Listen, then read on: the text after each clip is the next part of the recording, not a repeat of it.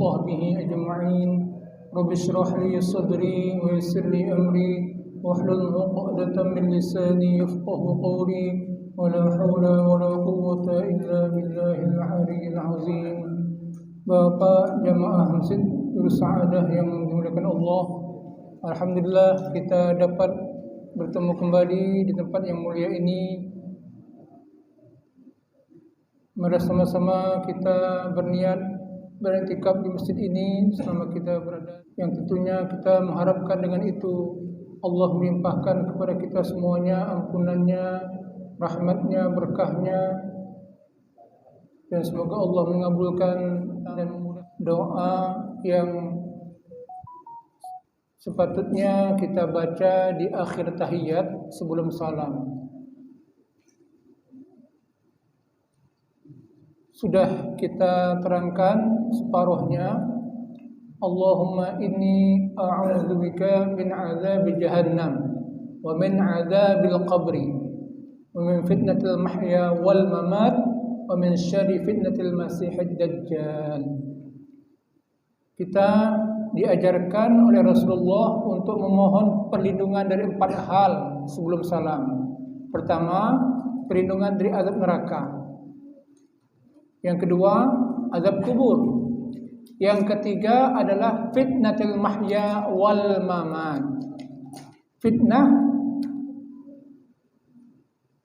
Fitnatul mahya, fitnah di masa hidup, wal mamat, fitnah ketika kita meninggal dunia. Yang keempat, wa min syarri fitnatil masihid dajjal. Kita memohon perlindungan dari Dajjal yang menyesatkan. 2 yang dari 4 yang pertama sudah, 2 dari 4 sudah diterangkan minggu yang lalu. Sekarang ini saya akan menjelaskan tentang yang ketiga, fitnah. Kita berlindung untuk dijauhkan dari fitnah hidup dan fitnah mati. Maksudnya apa kalian? Fitnah hidup di dunia ini maksudnya adalah kita memohon kepada Allah Subhanahu wa taala agar jangan sampai hidup kita ini bercampur dengan kesesatan, salah melo ajaran, melo alirannya salah yang sesat, termasuk juga melakukan hal-hal bid'ah yang dilarang oleh Rasulullah Sallallahu Alaihi Wasallam. Termasuk juga adalah kecenderungan untuk berbuat jahat, berbuat maksiat. Itu namanya fitnah hidup. Fitnah mati apa? Fitnah mati itu sekalian adalah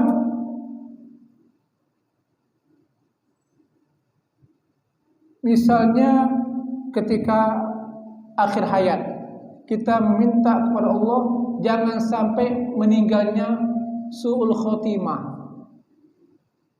Jangan sampai ketika meninggalnya dalam keadaan tidak baik. Apa itu?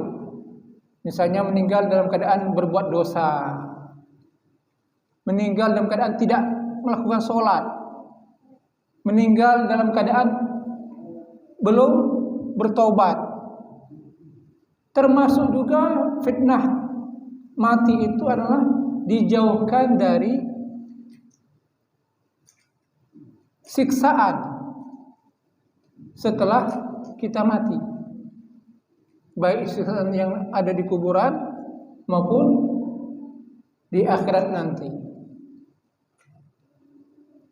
Itu yang ketiga, kita meminta perlindungan kepada Allah dari fitnah hidup dan fitnah mati.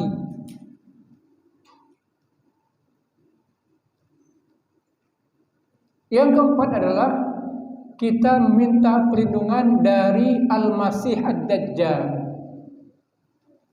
Apa Masih Ad-Dajjal ini? Siapa dia? Al-Masih Ad-Dajjal ini kita diajarkan Rasulullah untuk meminta perlindungan dari tipu daya Masih Ad-Dajjal ini. Al-Masih Ad-Dajjal ini adalah manusia, makhluk dari jenis manusia yang Allah datangkan dia di akhir zaman sebagai tanda-tanda kiamat. Dia ini adalah orang yang pandai memutarbalikkan kebenaran. Yang benar dikatakan salah, yang salah dikatakan benar. Orang yang imannya lemah bisa terperdaya. Dan Ad-Dajjal ini Allah mampukan dia, Allah beri dia kemampuan untuk melakukan hal-hal yang di luar kemampuan manusia. Misalnya, dia bisa menggiring langit sehingga turun hujan. Tentunya Allah mengkuasakan dia, memberikan kemampuan. Dia diberikan Allah kemampuan untuk menumbuhkan tanam-tanaman. Allah memberikan kemampuan kepada dia untuk menghidupkan orang yang meninggal dunia atau menyembuhkan orang yang sakit. Nah, orang yang lemah imannya atau tidak beriman bisa berpaling keimanannya dan mengikuti ajaran Al-Masih Ad-Dajjal ini. Oleh karena itulah, Bapak sekalian, kita diajarkan oleh Rasulullah SAW untuk memohon dijauhkan dari fitnah Al-Masih Ad-Dajjal ini. Nah, Bapak sekalian, karena saking bagusnya doa ini, kita diajarkan untuk menutup sholat kita, baik sholat sunat maupun sholat wajib, sebelum salam untuk membaca doa tersebut. Mari sama-sama kita hafalkan kembali sekalian. Allahumma inni a'udzu bika min azabi jahannam wa min azabil qabri wa min fitnatil mahya wal mamat wa min syarri fitnatil masihid dajjal. Jadi 4 permohonan kepada Allah. Pertama, dijauhkan dari azab Jahannam. Yang kedua, azab kubur. Yang ketiga, fitnah hidup dan fitnah mati. Yang keempat, fitnah dajjal. Nah, sekalian, sampai sekarang ini, sampai sini sudah selesai pembahasan kita tentang sholat. Mudah-mudahan apa yang kita pelajari selama ini dapat meningkatkan kualitas ibadah sholat kita. Kita lebih menghayati dan menikmati sholat kita dan mendapatkan pahala yang berlipat dari yang sebelumnya. Sekalian, sebagai pengingat saya, pengingat untuk kita semuanya, bahwa sholat itu memang ruh sholat itu adalah pemahaman dan penghayatan dari yang kita baca. Ruhnya di sana.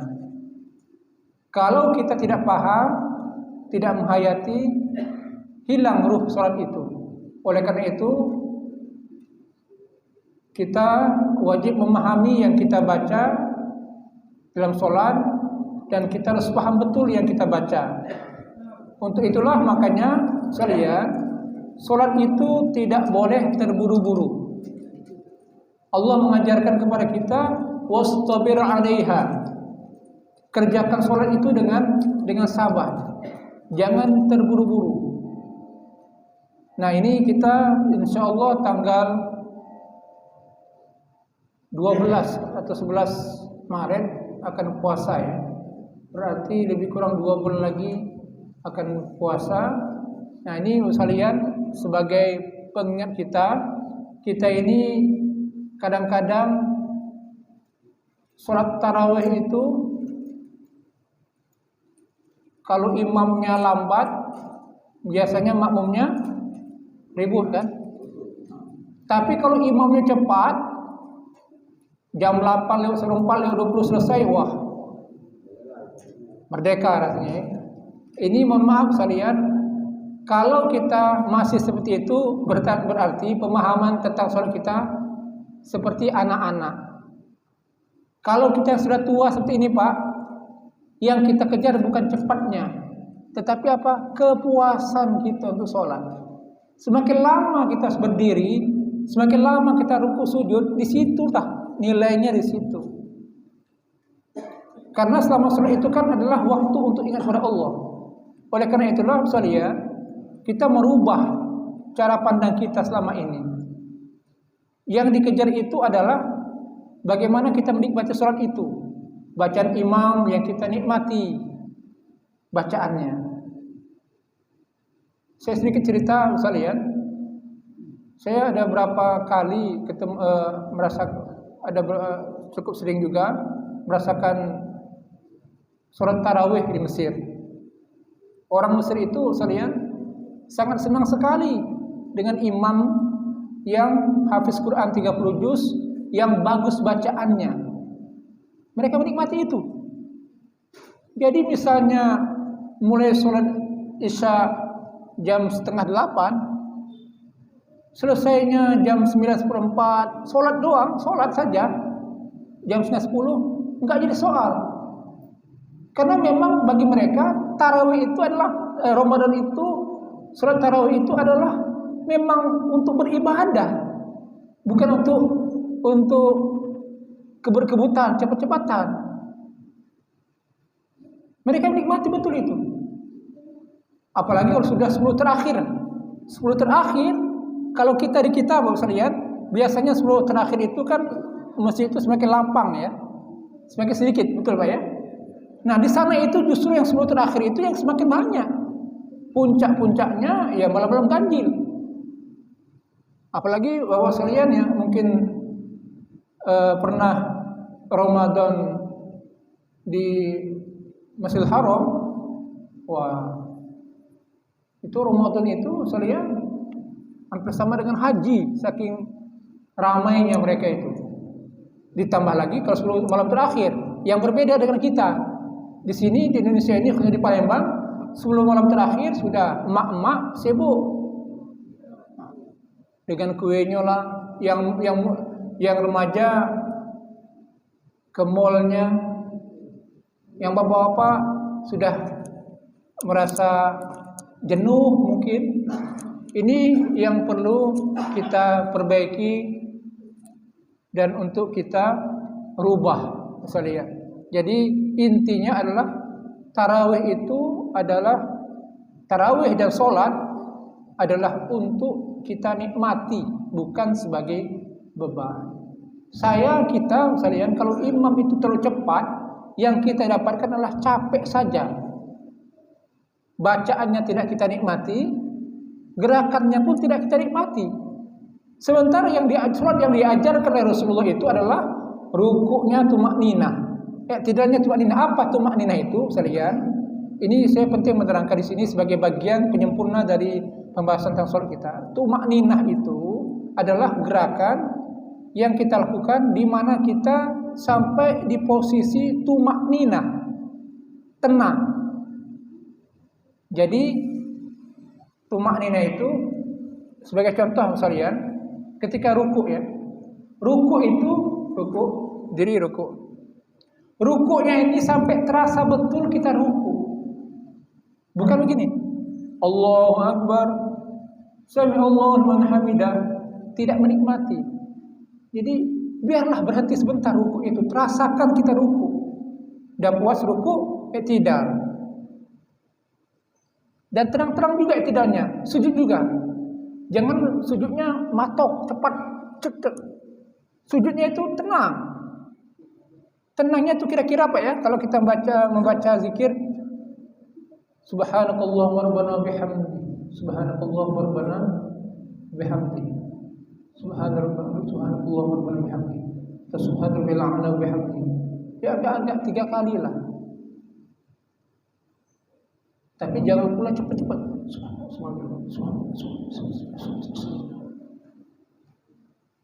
Ya dikejar cepatnya, bukan menikmati yang dibaca itu. Nah, sini penting Pak ya, karena ini bisa jadi, misalnya sholat yang kita lakukan itu, kesempurnaan sholat kita bisa menjadi cermin dari ibadah kita yang lainnya. Sholat yang bagus bisa mencerminkan kepribadian yang bagus. Orang yang sholatnya bermasalah, misalnya tidak sholat, atau sholatnya 4 kali atau 3 kali, maka bisa dinilai atau dia bisa menilai dirinya sendiri bahwa dia tidak sempurna dirinya itu. Mungkin dirinya diisi dengan kemaksiatan atau ada maksiat dalam dirinya, atau ibadah yang lainnya dia kurang. Contohnya, dia mungkin puasanya mungkin kualitasnya juga rendah, atau dia mungkin jarang melakukan zakat atau jarang berinfak, atau dia jarang melakukan ibadah-ibadah lainnya. Kenapa? Sholat yang wajib saja dia bermasalah. Sebaliknya, kalau kita perhatian dengan sholat kita 5 kali sempurna, bagus, apalagi di masjid di awal waktu. Suatu pertanda bagi dirinya atau orang lain bahwa dia adalah orang yang baik. Nah, sekalian,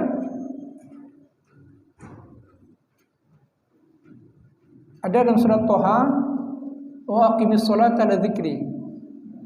Selain ruh dari sholat itu adalah kita paham dan menghayati yang kita baca, sholat itu intinya adalah ingat kepada Allah.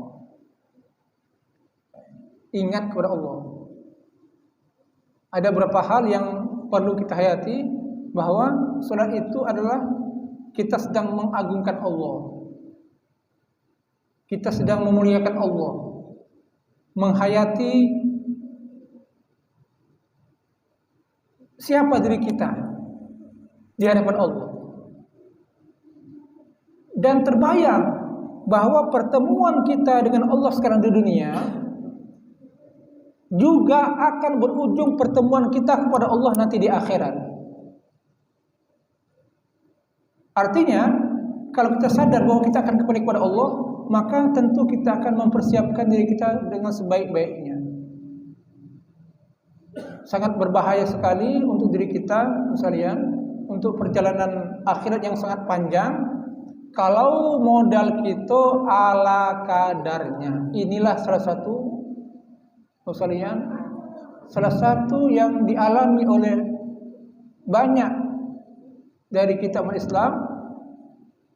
Untuk akhirat ala kadarnya saja, tidak membawa bekal atau mempersiapkan bekal dengan maksimal. Walhasil nanti ketika dia meninggal dunia, dia pasti akan menyesal atas kelalaiannya. Sekalian, sebelum saya lanjutkan, apakah ada yang ingin bertanya seputar bacaan sholat atau sholat? Mungkin ada yang kurang jelas atau ada hal-hal yang mau ditanyakan tentang sholat. Silakan, Bapak sekalian.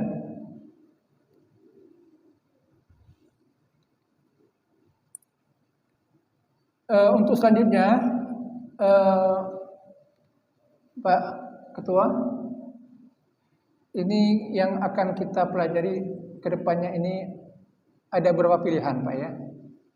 Yang pertama, kita tetap mempelajari masalah fikih, hukum-hukum Islam, baik fikih ibadah tentang misalnya puasa atau tentang zakat atau tentang toharo, atau bisa juga tentang hukum-hukum yang berkaitan tentang keseharian. Itu yang pertama. Yang kedua, bisa kita mempelajari tafsir Al-Quran dari mungkin dipelajari surat pendek dulu di juz 30, atau ayat-ayat tertentu yang kita angkat. Yang ketiga, kita ini pilihan Pak Ketua. Bisa juga mempelajari hadis arba'in. Pernah dipelajari di sini Pak, hadis arba'in Pak? Belum pernah. Hadis arba'in ini adalah 40 hadis lebih 40 lebih hadis pilihan yang dipilih oleh Imam An-Nawawi. Ini kitab sangat terkenal sekali. 40 hadis, 40 lebih hadis ini berbicara tentang pokok-pokok ajaran Islam. Atau pilihan lainnya Pak Ketua, kita mempelajari kitab Riyadhus Shalihin. Sama pengarangnya, bedanya kalau kitab Riyadhus Shalihin ini pembahasannya lebih banyak. Bukan hanya hadis, ada Quran dan ada hadisnya. Kalau hadis arba'in itu semuanya hadis. Kalau kitab Riyadhus Shalihin ini judul bab-babnya banyak, terdiri dari ayat Al-Quran dan hadis. Nah, ini beberapa pilihan yang saya sampaikan. Bisa juga kita yang dibaca Al-Fatihah. Takbir kedua sholawat. Takbir ketiga ada doa khusus yang diajarkan.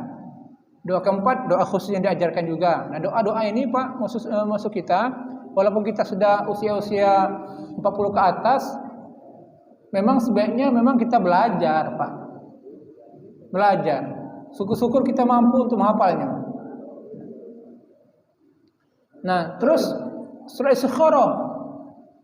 Apa itu surah Istikharah itu? Ya, ketika kita bingung Pak ya, misalnya anak kita ini bagusnya, atau anak kita cucu kita bagusnya masuk sekolah mana, nak ngelamar ke mana. Termasuk juga misalnya ada anak kita ngomong, Pak ini ada si Agus datang nak ngelamar, si Tono juga datang nak ngelamar, mana dua ikut ini yang bagus Pak. Nah, kita tak pacak gitu Pak, dengan akal kita tidak pacak Pak. Kita harus tanya pada yang maha mengetahui. Nah, ada caranya, namanya solat istikharah. Nah, solat istikharah ada caranya, ada doa khususnya. Hajat ada juga caranya. Nah, bagaimana kita sholat hajat? Nah, ini insyaallah Pak akan bisa kita pelajari Pak ya. Pak boleh Pak Zul. Jadi Pak Ketua nyarankan biarlah tentang ibadah bela. Berarti masalah fikih ini sangat luas Pak ya. Nanti kita akan pilih tema-tema yang penting. Termasuk juga misalnya nanti pembahasan tentang tentang puasa bisa juga Pak ya, yang puasa. Karena kalaupun di sini ada ceramah tentang puasa, biasanya itu pun kadang-kadang tidak semua ceramah itu memberikan materi tentang fikih puasa. Nah, kita sebelum puasa datang seharusnya sudah paham lah, punya ilmunya. Ya, agak-agak sebulan sebelum puasa itu, agak-agak 3 kali 4 kali pertemuan kita pelajari Pak, fikih puasa namanya. Apa yang apa rukun-rukun puasa, apa yang membatalkannya, kemudian apa saja yang kita dianjurkan selama puasa itu, apa kelebihan puasa Ramadan segala macam. Itu pembahasan yang cukup luas. Nanti bisa juga kita akan pelajari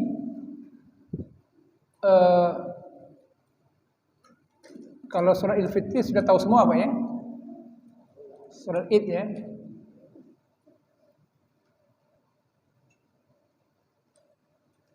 Oke. Selanjutnya saya ingin mendengarkan, mungkin Bapak ada yang mau menyampaikan sesuatu kepada saya. Takbir tidak boleh 5. Itu sebenarnya kalau 5 itu kalau alasannya masuk akal Pak ya, lupa. Tapi kalau sekiranya dia mengatakan dia pernah diajari 5, nah itu yang saya bilang itu Pak, sesat tadi nah, yang bid'ah tadi nah Pak ya. Dia nyolati buku aja deh, urusan dia enggak benar kan?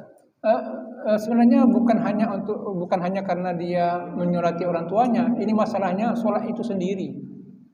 Yang seperti ini ya Keliru. Itulah pentingnya Pak. Termasuk kita Pak. Saya ingatkan Pak, kita yang sebagai orang tua harus memastikan anak kita bisa sholat jenazah. Sehingga bila mana kita atau istri kita meninggal dunia, anak kita punya kemampuan untuk menjadi imam.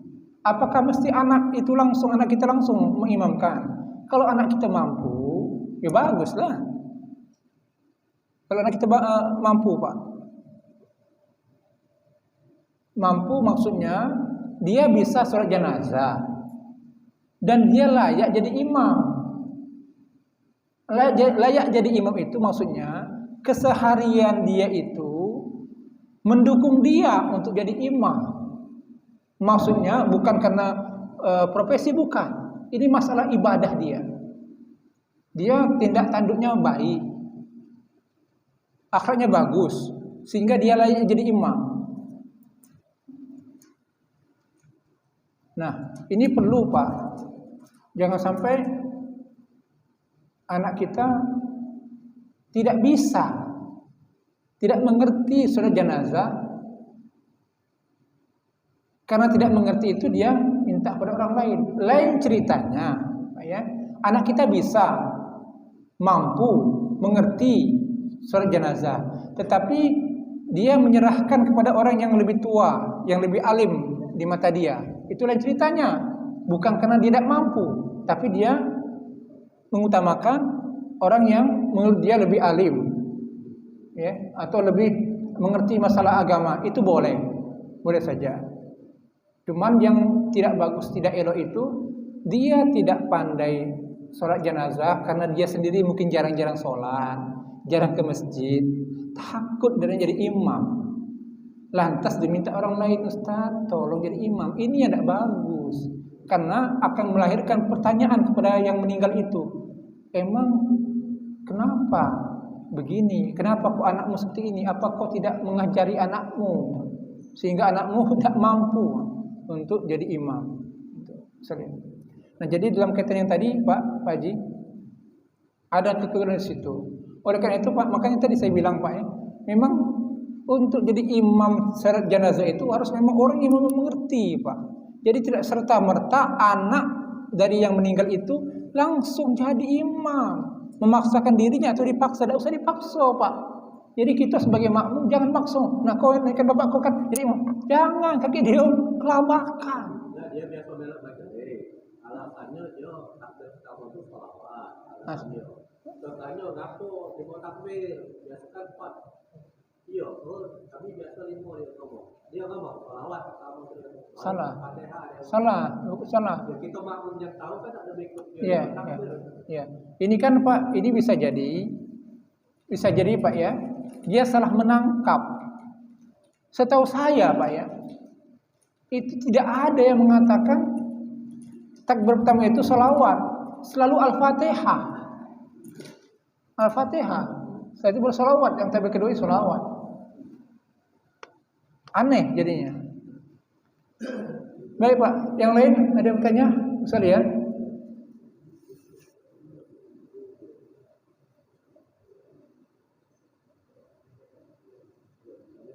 Nah, apakah boleh? Nah, ini saya punya pertanyaan.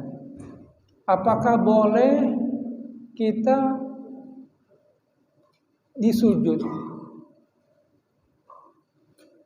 baik sujud terakhir sekali maupun setiap sujud, berdoa dengan suara atau hati? Boleh enggak? Boleh enggak? Nah, begini Pak. Dalam sujud apapun itu, baik sujud rakaat maupun sujud terakhir, kita boleh meminta kepada Allah. Meminta kepada Allah itu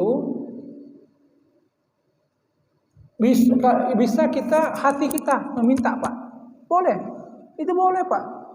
Karena waktu yang paling bagus berdoa itu adalah ketika sujud. Kita minta dengan hati kita. Boleh. Kalau berbahasa Indonesia tidak usah diucapkan dengan lisan, Pak ya, karena salat itu kan berbahasa Arab. Jangan pula kita sujud, ya Allah ya Tuhanku, berilah kemudahan aku dalam pekerjaan. Tidak masuk, Pak ya. Karena salat itu kan berbahasa Arab. Kita pakai bahasa itu dikhawatirkan termasuk hal-hal yang di luar sholat jadinya. Walaupun kita itu walaupun kita berdoa, karena kita menggunakan bahasa Indonesia. Nah, kalau berbahasa Indonesia sebaiknya dalam hati saja. Semua sujud. Tetapi kalau berbahasa Arab boleh. Berbahasa Arab boleh. Setelah kita bacaan yang sebenarnya apa ya? Subhanallah bihamdihi, subhanallah bihamdihi sujud, atau subhanallah bihamdika Allahumma firli. Nah, setelah itu baru kita berdoa. Berdoa. Boleh saja, Pak. Cuman kalau kita jadi imam, Pak ya, kalau agak lama itu mungkin sebaiknya di sujud terakhir saja. Karena kalau seandainya imam itu sujudnya lama dari yang biasa-biasa, selain sujud terakhir, kaget mungkin makmumnya itu akan bertanya, ngapa lamunnya imam di sujudnya itu? Jangan. Tapi kalau imam itu sujud terakhirnya agak panjang, kita makmum harap maklum. Mungkin dia memanjatkan doa di sujud terakhir, atau dia ngasih kesempatan bukan hanya untuk dirinya, tapi juga untuk jamaah memanfaatkan waktu itu. Termasuk juga sekalian. Ini saya ingatkan, ketika khotib duduk antara dua khutbah, Pak ya, itu waktu yang bagus untuk berdoa. Jadi tidak usah buru-burunya. Ada waktu kita untuk berdoa. Agak lego dikit lah waktunya itu. Kan kadang-kadang kalau ada sebagian masjid kan duduk, Pak ya. Aku qouli hadza wa astaghfirullah li wa lakum wa lisa'il muslimin muslimat fastaghfiruh innahu huwal ghafurur rahim. Duduklah. Kan ada masjid Allahumma shalli wa sallim ala sayyidina Muhammad. Nah, itu aja, Pak. Berdiri lagi khatib yang kedua. Pendeknya waktu itu. Ada juga masjid yang ketika khatibnya itu duduk antara dua khutbah, Pak ya, tidak ada bacaan apa-apa. Tidak ada salawat, diam be. Nah, ini yang mengaturnya adalah khatib itu sendiri, Pak ya. Dia sendiri tentukan nak berapa lama. Yang tadi yang kalau dia duduk ada yang baca selawat selesai mau tidak mau dia harus bangkit langsung. Kalau lama kaki nanya ngapa pingsan apa khatib itu. Nah tapi kalau tidak ada selawat ketika khatib itu duduk antara dua khutbah, berarti khatib yang mengatur berapa lama dia ngasih waktu. Nah itu Pak digunakan waktu itu waktu sangat bagus untuk berdoa. Namanya itu waktu khusus yang mudah-mudahan diijabah oleh Allah Subhanahu wa taala. Berdoa apa kita doakan? Ampunan untuk kita, untuk kedua orang tua kita, dan semua kebaikan-kebaikan atau hajat-hajat kita. Nah, boleh dengan bahasa Indonesia, boleh berbahasa Arab juga. Nah, tapi jangan pula terlalu lama pula khotibnya. Kaget makmumnya bertanya-tanya, ngapa lamunyan pula? Tapi jangan pula cepatnya, Pak. Mungkin kan ada makmum tuh nak hajat doa kan. Itu, Pak. Kalau di masjid kita itu selawat yang pendek itu baca apa yang lebih riskan pendek waktu itu. Nah, paling kalau seandainya Pak, mesti kita ini membaca selawat. Allahumma sholli wa sallim ala sayyidina Muhammad wa ala alihi wa sahbihi wa barik wa sallim. Itu kan sholawat baik Pak ya. Nah kita boleh nambah Pak ya. Dalam hati kita masing-masing Pak ya. Boleh tambah doa apa-apa. Selama khotibnya belum berdiri untuk khutbah yang kedua. Nah kalaupun khotib tidak langsung berdiri, dia ngasih jeda, tidak apa-apa juga. Jangan pula kita mempermasalahkan itu. Itu caranya Pak ya. Ya silakan Pak. Ya. Ya. Imam.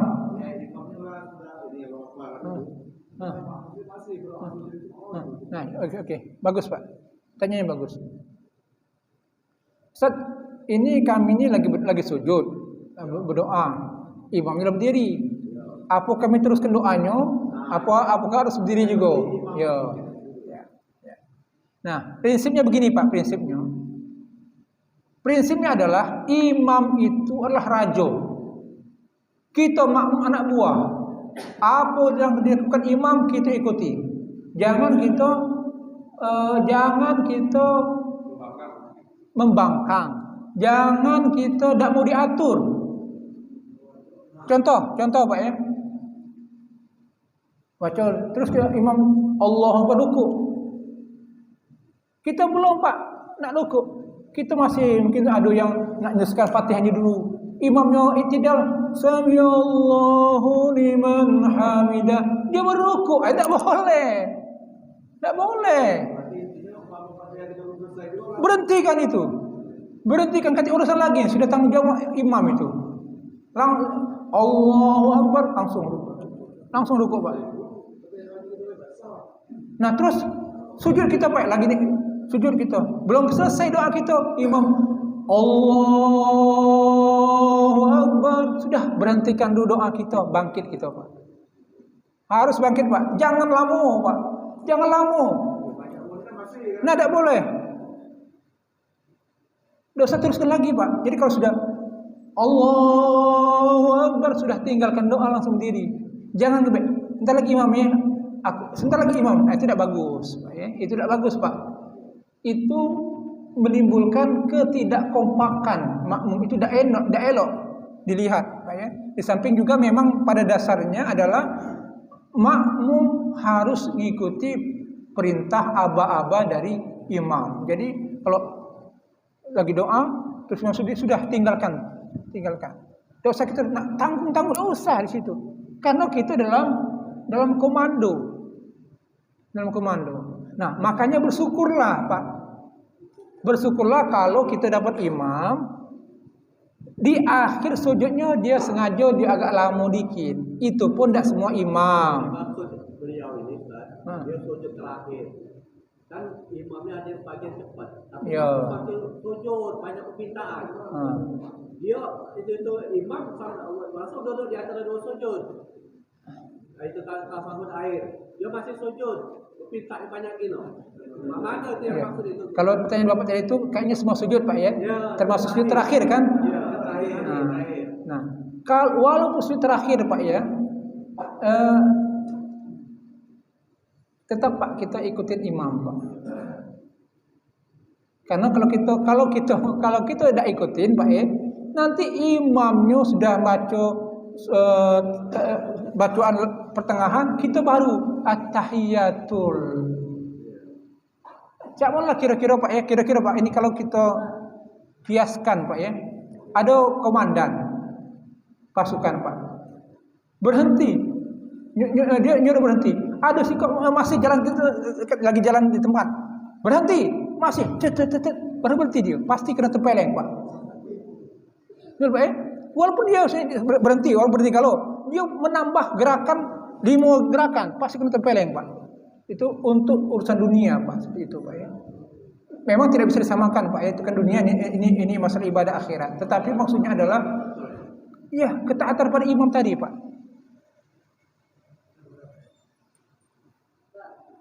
Sebentar ya. Makanya Pak, ada baiknya imam itu ngasih waktu di sujud terakhir itu. Biarlah agak lama dikit dari yang lain-lainnya. Pak ya. Karena itu doa yang paling bagus itu. Yang paling bagus itu Pak. Tetapi Bukan hanya doa saja Pak, tapi betul-betul meminta dengan sangat kepada Allah. Silakan Pak.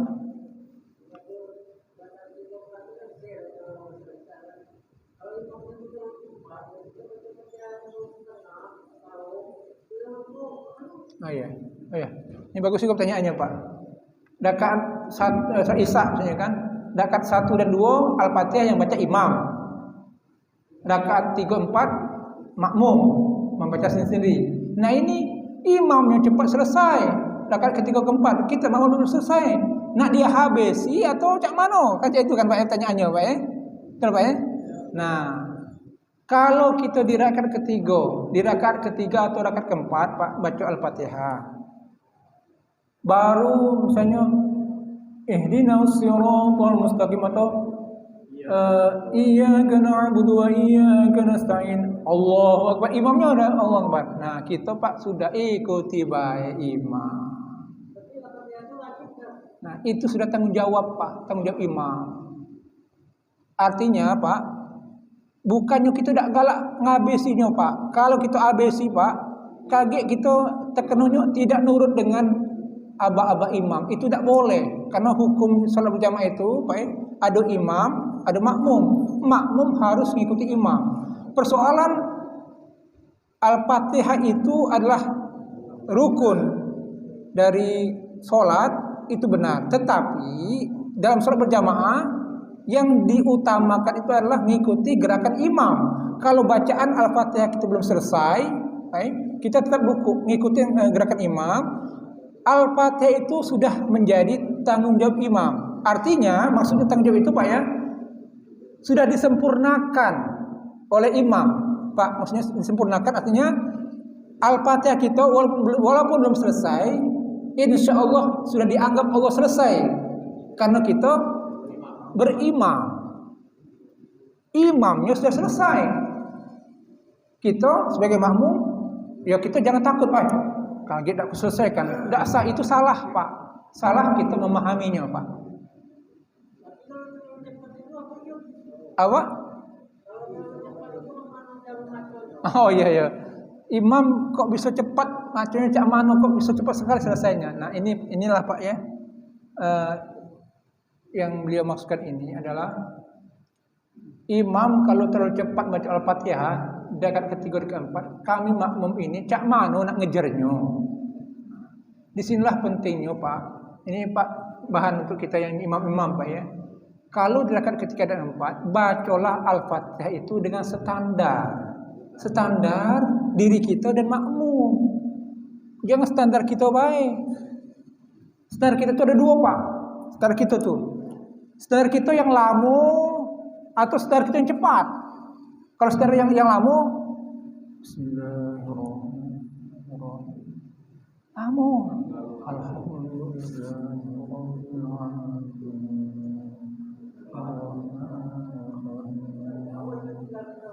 Makmumnya selesai galau, temen-temen Pak. Nah ini juga namanya imam pakai standar dia, lamo. Ini juga tidak bagus Pak ya.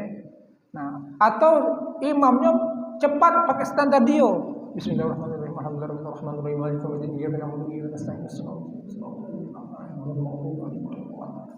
Makmumnya tidak juga demikian. Baru alhamdulillah ruku kan. Nah jadi Pak, yang sedang-sedang saja. Jadi imam menyamakan kecepatannya, menselarasikan, menggabungkan antara kecepatan dia dengan kecepatan makmum sehingga tidak jauh bedanya. Agak-agak begini kira-kira Pak.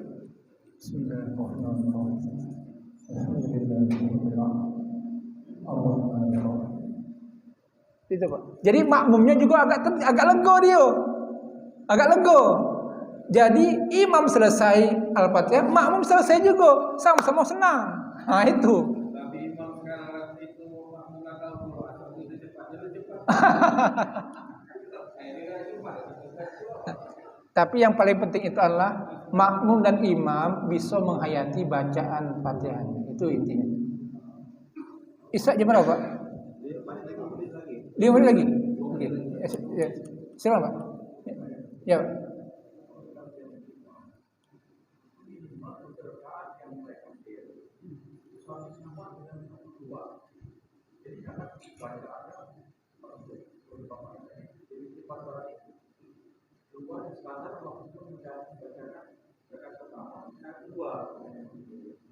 Maaf, saya kurang nangkep, Pak. Maksudnya itu stabil. Rakaatnya sama misalnya 2 menit, Ustaz. Rakaat 4 2 menit. Baca Al-Fatihah kan normal. Ah. Oleh banyak. Heeh. Dan mendekat 3 ke taksir. Heeh. Kemungkinan imamnya tidak lagi seperti normal. Tapi dia mungkin Sangat mungkin sekali, Pak. Sangat mungkin sekali karena ketika imam itu membaca di rakaat pertama kedua itu kan dia pakai suara. Itu biasanya dia mungkin akan lebih lama dia. Akan lebih lama. Nah, yang rakaat ketiga dan keempat karena tidak didengar oleh orang lain, dia menyederhanakan bacaannya. Agak lebih cepat. Nah, cuman tadi Pak ya, imam jangan terlalu cepat sekali. Sehingga makmumnya belum selesai dia sudah ruku. Nah, jadi perlu juga Pak ya, perlu juga Pak memastikan imam itu memastikan ketika dia baca Al-Fatihah rakaat ketiga dan keempat, dia bisa mengkondisikan dia selesai Al-Fatihah, makmum juga selesai. Nah, kira-kira gitu Pak ya. Bismillahirrahmanirrahim. Kita tutup dengan kalimat subhanallahi wa bihamdika nasyhadu an la ilaha illa anta nastaghfiruka wa natubu ilaik. Kita tutup dengan alhamdulillah.